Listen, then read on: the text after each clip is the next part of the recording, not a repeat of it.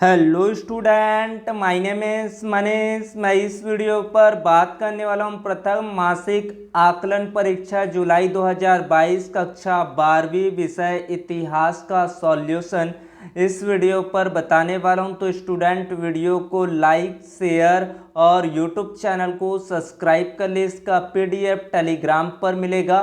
Telegram channel का link community post पर है। यूट्यूब पर कम्युनिटी पोस्ट देखिए, वहाँ पर टेलीग्राम चैनल का लिंक दे रखा है, वहाँ से टेलीग्राम ग्रुप को फॉलो कर लीजिए। तो let's start the video. Class 12th subject history. पहला प्रश्न है, पुरातत्व का अर्थ क्या होता है? तो वह माध्यम या साधन जिसके द्वारा हमारे अतीत अथवा इतिहास के बारे में जानकारी प्राप्त होती है, इसे पुरातत्व वेत्ता कहते हैं।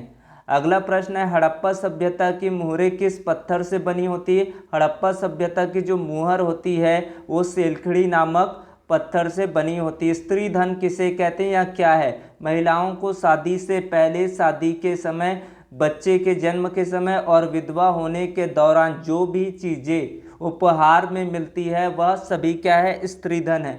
महाभारत में श्लोकों की संख्या कितनी है? 1 लाख है। अगला है, जिन शब्द का क्या अर्थ है? तो जैन धर्म के अनुसार जिन शब्द का अर्थ होता है विजेता होता है। अगला देखते हैं, सिंधु सभ्यता में समाधानों की मुख्य विशेषताएं लिखिए। 7वां प्रश्न, हड़प्पा लिपि की 3 विशेषताएं लिखिए। प्रश्न क्रमांक 8, 6 अंकों के लिए प्रश्न दिया गया, 250 शब्दों पर उत्तर देना है। आंतरिक विकल्प दिया हुआ है। गुप्त काल की शासन व्यवस्था का वर्णन करना यहाँ पर, और भारत के मानचित्र के पर निम्न स्थलों को अंकित करना है। राखीगढ़ी, बलवली, कालीबंगा, खेतड़ी, लोथल, नागेश्वर। और निबंधात्मक प्रश्न है, 8 अंकों के लिए प्रश्न दिया गया है। तो इसका देखते हैं, सिंधु सभ्यता में समाधानों की मुख्य विशेषता। पहला होता है पूर्ण समाधिकरण। इस प्रकार के समाधानों में शवों को उत्तर दक्षिण दिशा में रखकर उनके उपयोग की अनेक वस्तुएं जैसे कि मिद्रभांड, सीसा, कंघी आदि दफना दी जाती थी। आंशिक समाधिकरण, इस प्रकार के समाधान में शव को पहले खुला छोड़ दिया जाता था, फिर उसके कुछ हिस्से को दफना दिया जाता था। दाह संस्कार, इसमें शवों को जला दिया जाता था। ये प्रमुख विशेषताएं।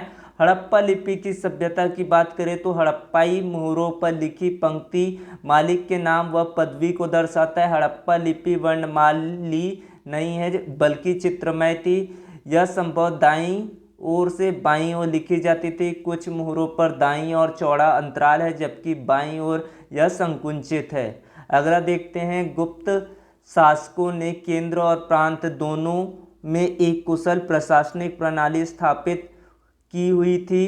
केंद्रीय सरकार में मंत्री होते थे। केंद्रीय सरकार का ढांचा और अधिकारियों की पदवी मौर्य शासन प्रणाली की तरह थी। गुप्त साम्राज्य अलग अलग कई छोटी इकाइयों में बटा हुआ था। सबसे बड़ी इकाई को देश कहा जाता है। देश की सरकार को अलग नामों से पुकारा जाता था, जैसे कि उपारिक तथा भ्रौमिक। प्रांत छोटी छोटी इकाइयों में विभाजित थे, जिसे मुक्ति कहा जाता था। मुक्ति फिर छोटी छोटी इकाइयों और जिलों में विभाजित थे, जिन्हें विषय कहा जाता है। हर जिला बहुत से गांव में विभक्त होता था, जिन्हें ग्राम कहा जाता था। गांव के मुखिया को प्रयामक कहा जाता था। उनकी मदद के लिए गांव की परिषद होती थी। छोटे नगरों का प्रशासन पुरपाल चलाते थे। इस तरह से आपका उत्तर हो जाएगा। अगला प्रश्न देखते हैं, मनुस्मृति में 8 प्रकार के विवाहों के बारे में बताया गया। सबसे पहला है ब्रह्म विवाह। इसमें कन्या का पिता सब प्रकार से योग्य वर तथा उनके परिजनों को अपने घर में बुलाकर विधि विधान से अपनी कन्या का कन्यादान करके विवाह करता है। दूसरा होता है आपका देव विवाह। यह भी एक ब्रह्म विवाह की तरह, परंतु इसमें कन्या का पिता यज्ञ करने वाले वर को ढूंढकर उसे अपनी कन्या का दान करते हैं। तीसरा है आर्ष विवाह का।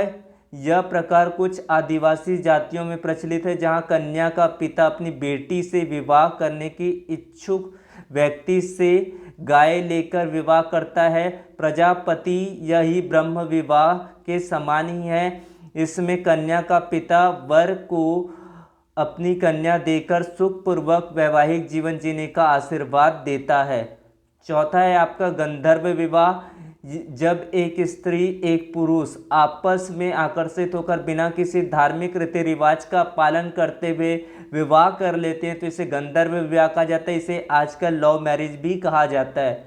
असुर विवाह, अब यहाँ से आपका जो है शुभ नहीं माना जाता है। असुर विवाह, यदि वर पक्ष विवाह करने के लिए कन्या के परिजनों को धन देकर या किसी से धन खरीदकर कन्या से विवाह करे तो इसे असुर विवाह कहलाता है। उसके बाद है राक्षस विवाह। यदि किसी कन्या तथा उसके परिवार की सहमति के बिना उसका अपहरण कर उससे जबरन विवाह करना राक्षस विवाह माना जाता है। इसमें प्रेम और आकर्षण के बजाय पुरुष की शारीरिक सुख पाने की कामना कार्य करती है। उसके बाद है पैशाच विवाह।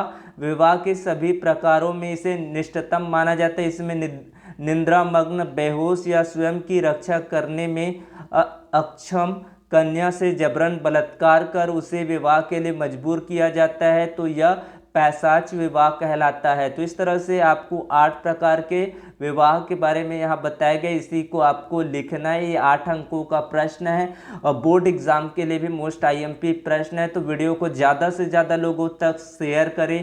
थैंक यू, धन्यवाद।